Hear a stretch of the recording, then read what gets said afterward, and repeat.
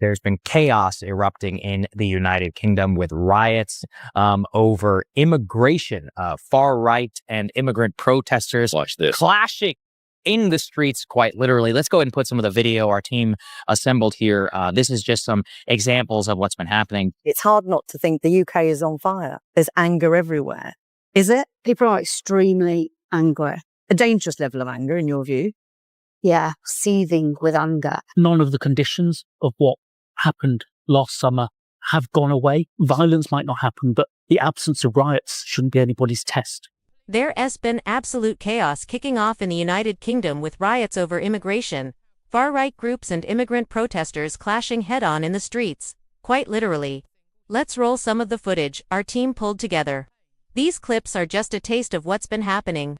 It's hard not to think the UK is on fire. There's fury everywhere. Is it? People are properly raging. A dangerous level of anger in your view. Yeah, seething with rage. None of the conditions that sparked last summer's unrest have gone away.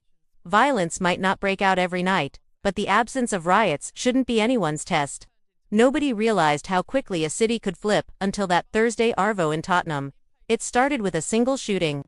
Police opened fire on a man they claimed was tied to gang activity. The reaction at first felt contained, almost fragile. His family stood outside the police station holding placards, their voices steady, their grief heavy but calm.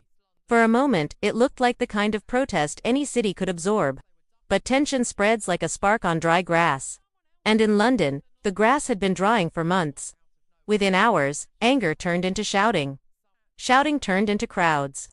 And crowds turned into something much darker. Streets that usually echoed with buses, tourists, and impatient horns, now shook with a different sound.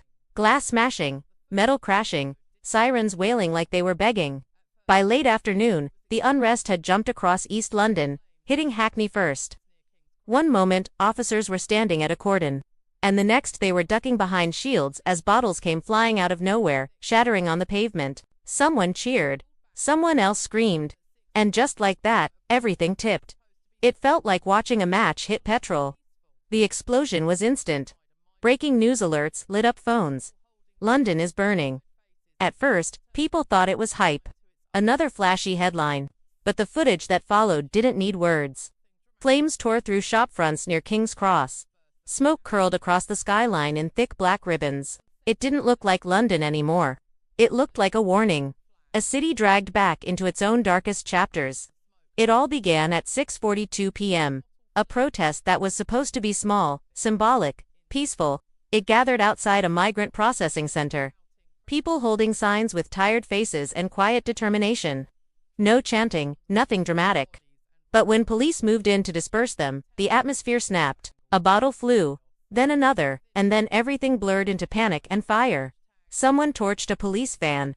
The blue light still flashed as flames ripped through it, reflecting off the smoke like something out of a nightmare. The crowd surged toward the barricades, shouting, "Protect our kids." Officers stumbled back, shields trembling under the pressure of bodies and fury. Within minutes, live streams were everywhere. TikTok, YouTube, Telegram, dozens of angles of the same chaos. The hashtag Britain Burns exploded across social media. And while everyone online argued about what was happening, Westminster was quiet. Too quiet. Behind the curtains at number 10, aides whispered into phones. Ministers shouted. And the whole government seemed to be holding its breath, praying the storm outside would somehow burn itself out. But London didn't calm. It kicked off. By 7 p.m., unrest spilled into Shoreditch, Camden, and then south across the river. A fireball erupted outside Brixton Station. In Canning Town, an overturned police van skidded across the tarmac like it had been shoved by a wave. A government billboard in Westminster was ripped from its frame, dragged into the street, and torched while crowds chanted around it. Every fresh clip poured petrol onto the digital wildfire.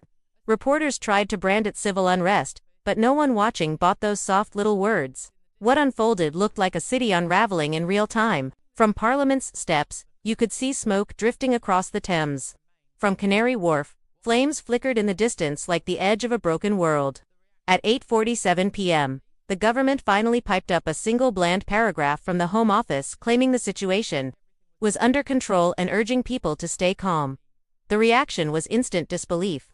Under control while half the capital was ablaze. It was like telling someone holding a burning match that everything was fine as flames crawled up their sleeve. Leaks from police command centers hit socials minutes later. Internal messages, screenshots, warnings. One line stood out. Morale collapsing, units retreating, South Bank lost. A journalist captured a moment that sent a chill through millions watching. A police officer, helmet cracked, visor smeared with soot, staring dead into the camera, saying, "We're not controlling it anymore." Then the feed cut. By 9:15 p.m., London felt like a battlefield. Sirens ricocheted. Empty buses abandoned in the road. Shops slammed shutters. People grabbed whatever they could carry. Journalists struggled to film without being shoved or screamed at. The fury wasn't just aimed at police anymore. It turned on the media, the government, anyone who looked like part of the official story. A drone caught a haunting aerial shot. The Thames black and quiet beneath a city glowing orange. Parliament sat in darkness except for riot fires flickering across its walls. Inside Downing Street, panic reigned, ministers arguing, advisors pacing, phones buzzing non-stop with updates nobody wanted to read. One aide ran in, pale, shaking, whispering, "They've breached Trafalgar Square." The Prime Minister didn't respond at first. Finally, he muttered, "God help us." It didn't sound like a statement. It sounded like a confession. By 10 p.m., the unrest spread beyond London, Manchester, Birmingham lighting up like warning beacons on a national map. Migrant hotels surrounded. Police stations barricaded. Bristol erupted. Nottingham followed. Helicopters thumped across rooftops as crowds roared, "We are Britain." It no longer sounded like protest. It sounded like declaration.